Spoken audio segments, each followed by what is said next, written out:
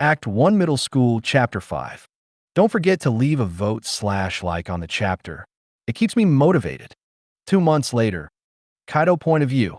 A ghost cloud escaping my mouth as I lay my head atop the table, completely out of it with empty eyes. Listening to Calvert and Rebecca. Can't believe they kicked you off the soccer team, Rebecca commented. Rather she was speaking genuinely or out of pity was a mystery. It's not that big a deal, though. It's just soccer.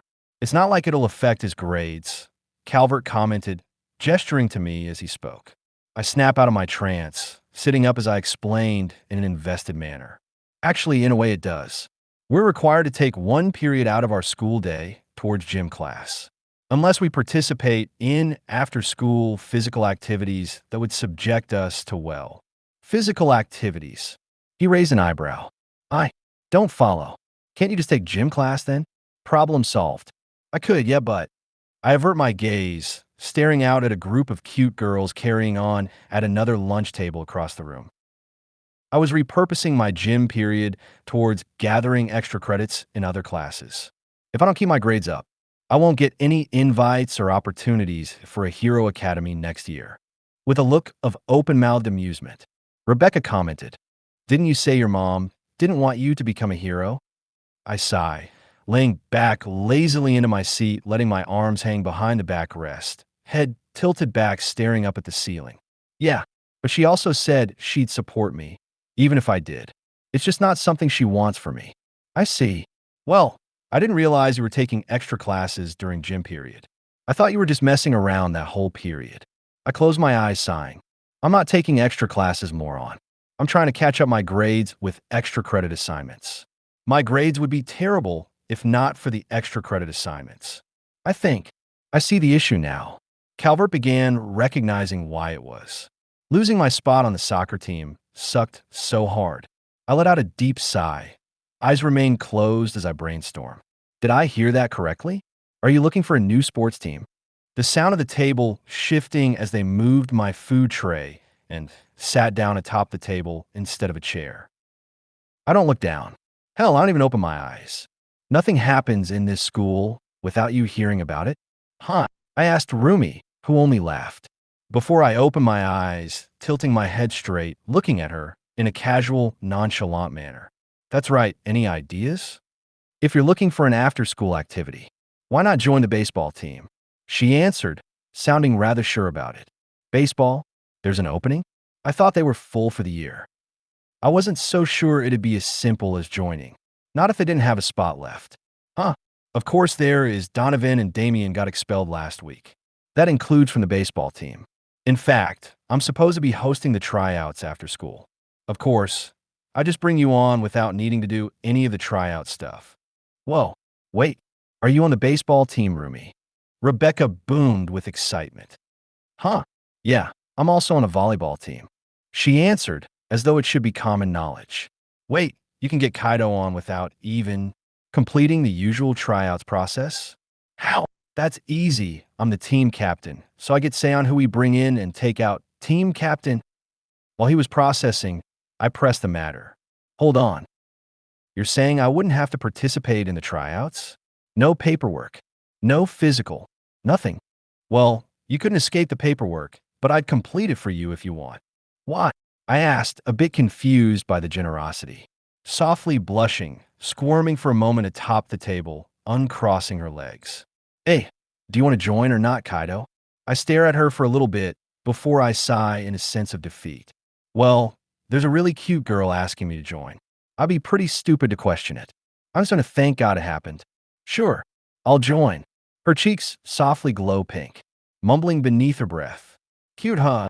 Rebecca and Calvert dropped their jaws, staring with blank eyes of worry for me after. People in the table behind us who heard doing the same. Overcoming the moment, she smiled, standing up off the table. Well, I'm glad.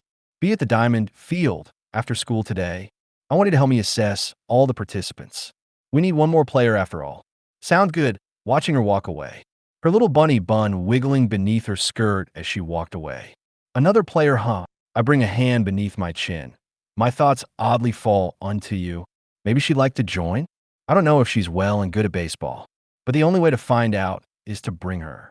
After she left earshot, Rebecca reached across the table, grabbing my shoulders, shaking me. How are you alive right now? Who? What did I do?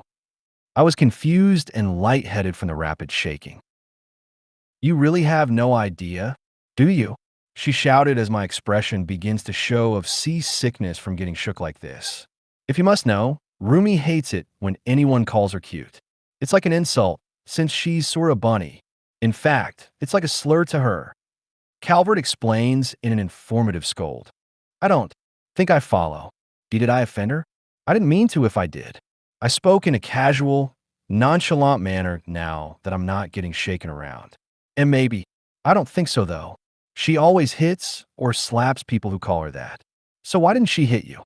Rebecca explained. I huffed, speaking how I felt about it. Probably because I said it in a more complimented manner, rather than just saying it ironically like the others. That and she knows me. We haven't known each other super long, but she knows I wouldn't have said it if I knew it offended her. Either way, I'll make sure to apologize to her in private. I explained as the end of lunch bell began to ring. I stand up, reaching out for my empty plate. Welp, guess we better get back to it. After school, making my way through a group of people leaving the classroom, I knock on the door frame, alerting a few to someone entering instead of leaving. The teacher glanced up briefly from her papers, noticed me, acknowledged me, then went back to it. You, along with a few other girls standing around her desk, noticed me. The three smiling with a short giggle upon seeing me. Speak of the devil, one murmured, as I approached. Hey you, got a minute? She pauses, gathering up her things, and looks back in a soft blush, startled by my sudden arrival. K. Kaido. How long have you? And never mind. Never mind. Yeah, I've got time. Plenty of time. She cheered, rushing herself, stuffing everything in her bag and standing up swift. Now, playing with her hair ever so swiftly. She's really weird. Well, what's up? She approached me, closing the distance between us. Backpack on her back and hands together in front of her skirt. Pardon me if it sounds odd, but do you play sports at all? She seemed a little puzzled by the question. No, I did used to run track though, but that was last year. What? She answered, I see. So maybe. Really? Yeah, I was good at it, but Emma ruined it for me. She explained, averting her gaze in shame. I placed a hand along my side, an oddly sassy stance I took up, expressing an understanding expression. Yeah, I get that. I actually had classes with Emma last year. She can be, how should I put this?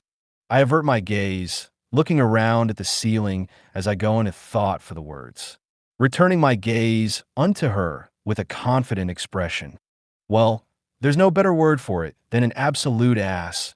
She went into a short and brief laugh, laughing into a hand, eyes closing in a subtle blush as she spoke during her laughter. I couldn't agree more. She's always projecting herself onto everyone. No kidding. I chuckled, understanding the description way too well. It fit. Hey, I'm sure you heard. I got kicked off the soccer team today, before I could continue. She chirped up with a look of unpleasant surprise. What? They kicked you off the team? Why?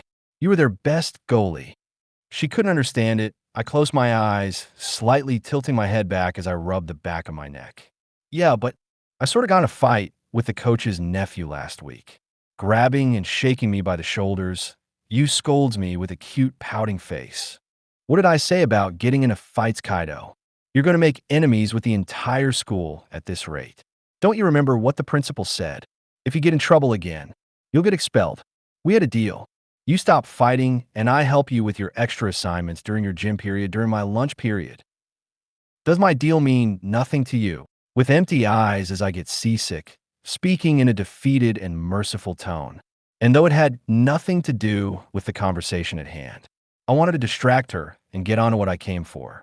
Before my brain turns to mush from everyone shaking me like a milkshake shaker, I wanted to ask if you want to go to the basketball tryouts with me. I spoke, still getting shook around. She stopped shaking me and gave me a puzzled look, keeping her hands atop my shoulders as her girl friends started laughing their heads off at us. Baseball tryouts. I nodded with my eyes swirling in their sockets. I already got accepted on, but I thought you might want to join too. They're having tryouts after school, and Rumi wanted me to help her pick out one person. So, I figured I'd invite you. Since I thought you might want to join. Kaina/Nagant point of view. Weaving left, a knife glides over my shoulder, missing my head. I grab his arm and then wrist, twisting it. He drops the knife, grunting out in discomfort to my actions. The distinct click of a gun on my front right alerts me, and I drag the man into the path as the gun goes off twice hitting the back of his friend.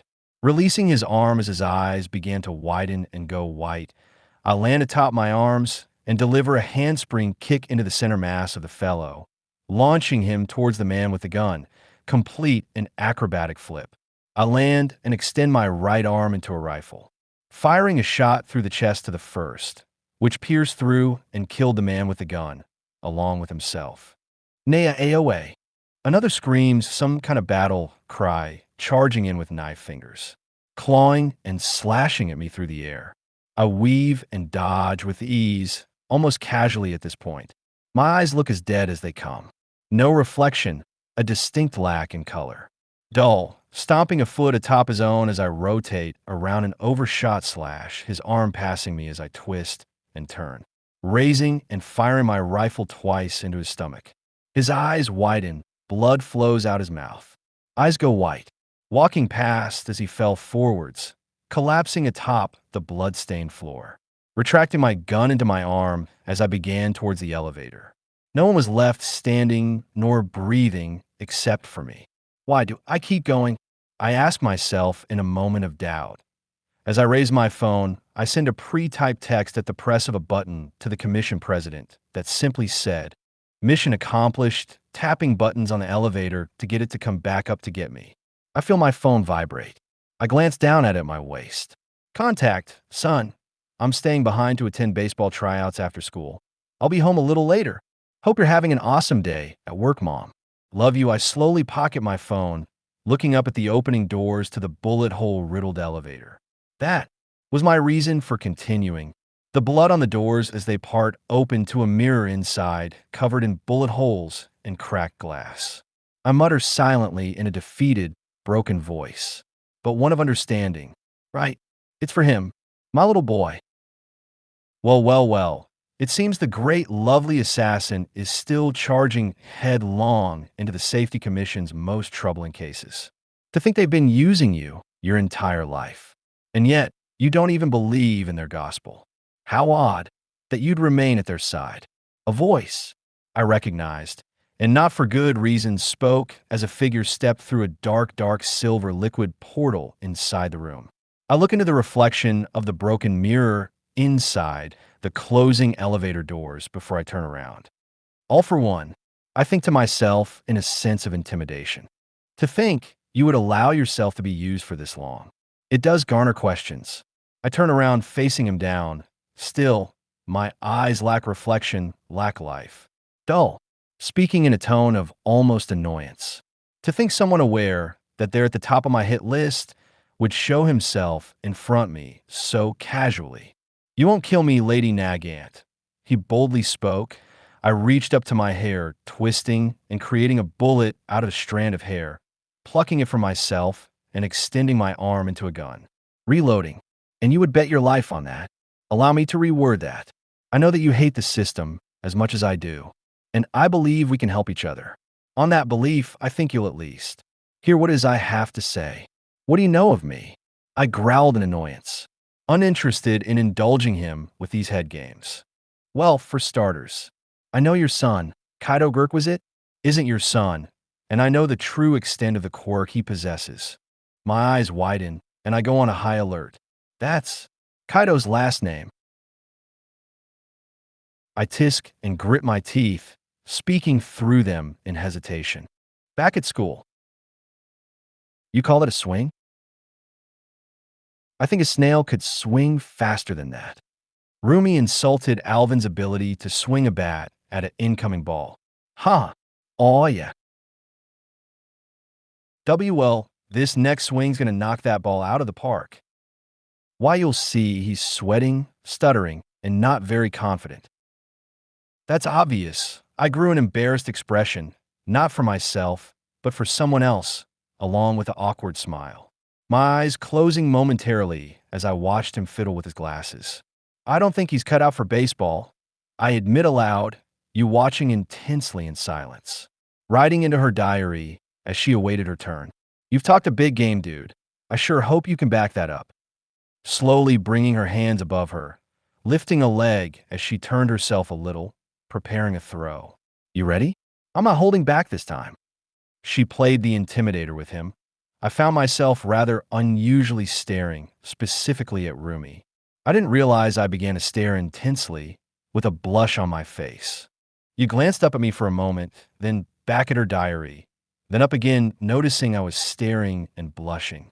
A soft blush and a jealous expression came over her face as she reached up and covered my eyes and pulled me back from leaning over the railing of the stands, complaining in a pout aloud.